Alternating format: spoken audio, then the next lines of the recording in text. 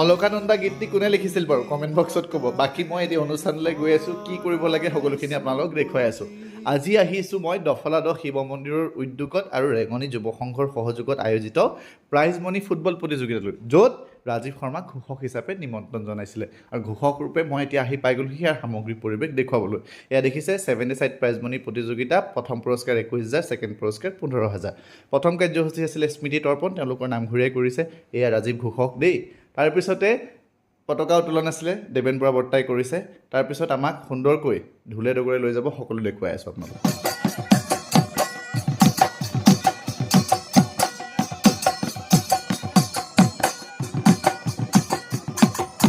ঢোলটো বাজি থাকোঁতে নিজকে কণ্ট্ৰল কৰি থকাটো বৰ ডাঙৰ কথা, নিজকে ৰাখিলোঁ যেন তেন।